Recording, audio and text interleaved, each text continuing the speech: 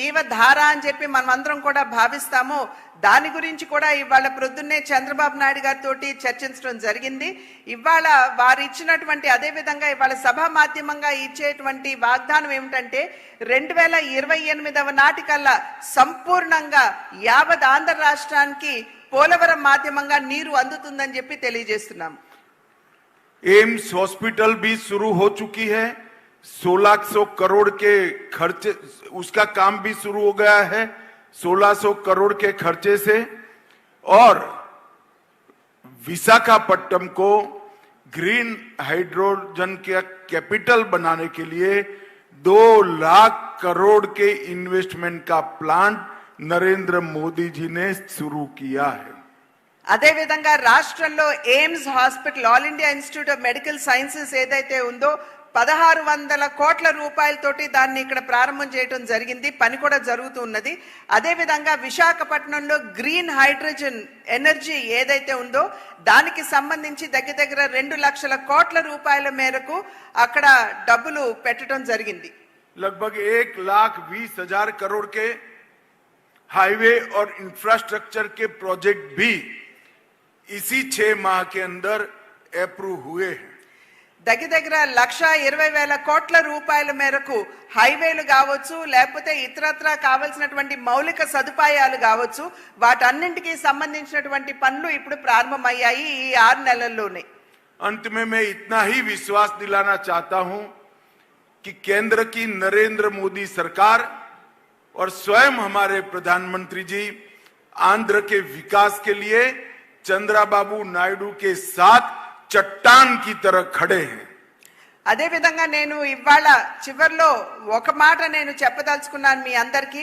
కేంద్ర ప్రభుత్వం ఏదైతే ఉందో అదే విధంగా నరేంద్ర మోడీ గారు సైతం ఆంధ్ర రాష్ట్ర అభివృద్ధి కొరకు రాష్ట్ర ముఖ్యమంత్రి వర్యులైనటువంటి చంద్రబాబు నాయుడు గారు వెనక ఇంచుమించుగా ఒక కొండలాగా వారి అండదండలు అందిస్తూ నిలబడి ఉన్నారు అని చెప్పి తెలియజేస్తున్నాను.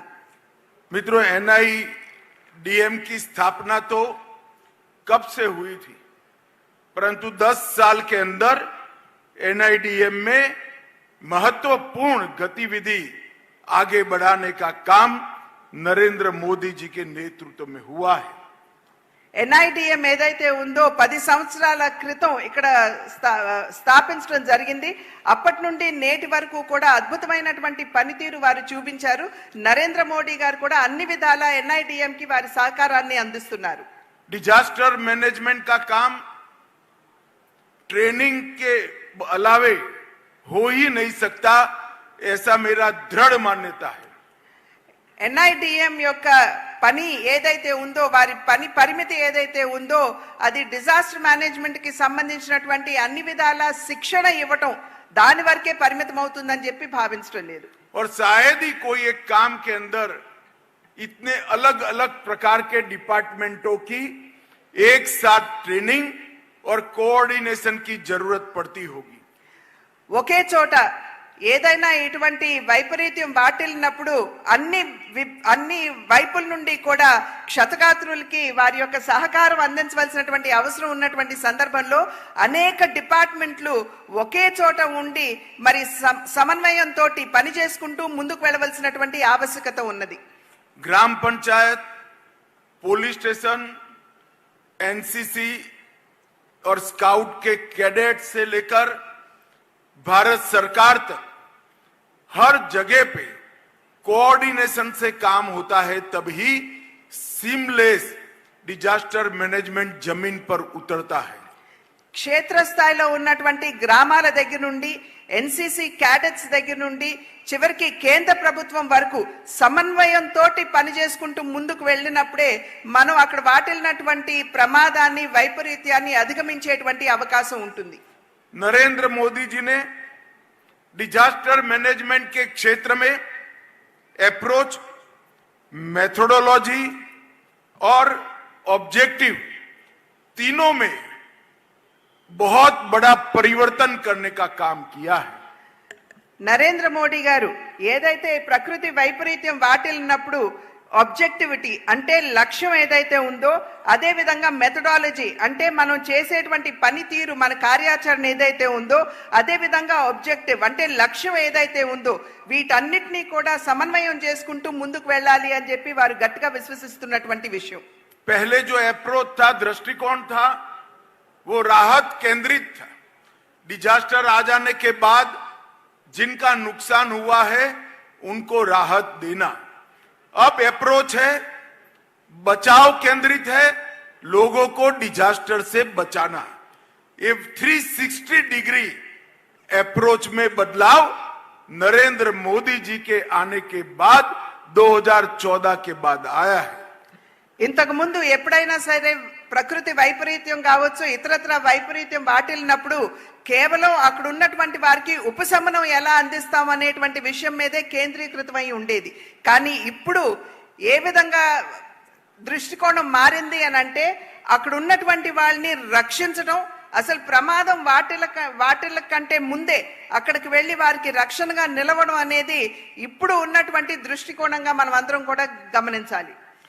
कार्यशैली में, मेथोडोलॉजी में रिएक्टिव कार्यशैली से बदलकर प्रोएक्टिव कार्यशैली लाने का काम किया है. ఇంతకు ముందు ఏదైతే మనం గనక మెథడాలజీని గనక చూసుకున్నట్లయితే, అంటే మన కార్యాచరణ గనక మనం చూసుకున్నట్లయితే, ఇంతకు ముందు కేవలం వెళ్ళి అక్కడ రక్షించడం వరకే ఉండేది.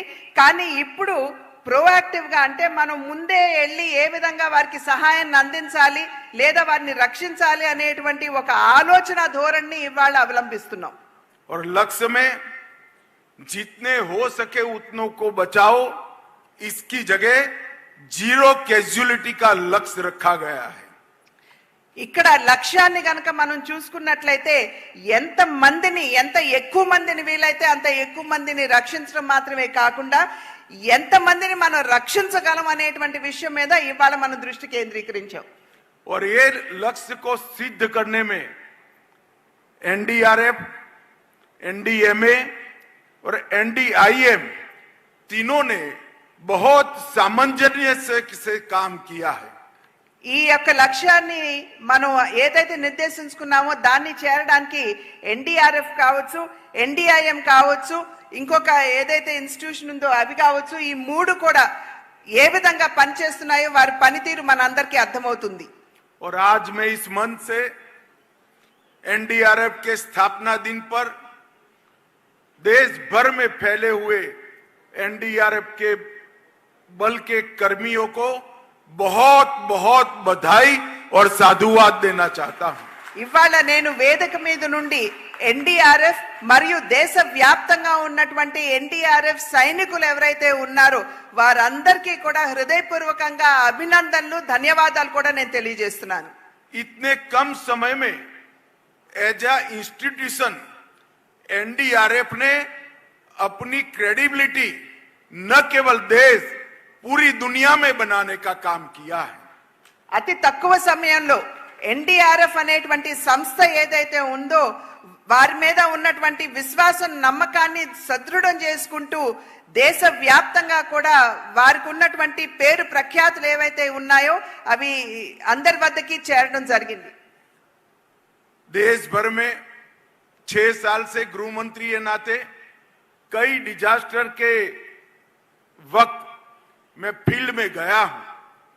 एक सुर से सभी नागरिक कहते हैं कि एनडीआरएफ के ड्रेस में जब जवान आ जाता है तो हमें शांति हो जाती है कि अब हम बच जाएंगे. 6 సంవత్సరాలుగా కేంద్ర హోం మంత్రిగా ఉన్నటువంటి సందర్భంలో నేను దేశ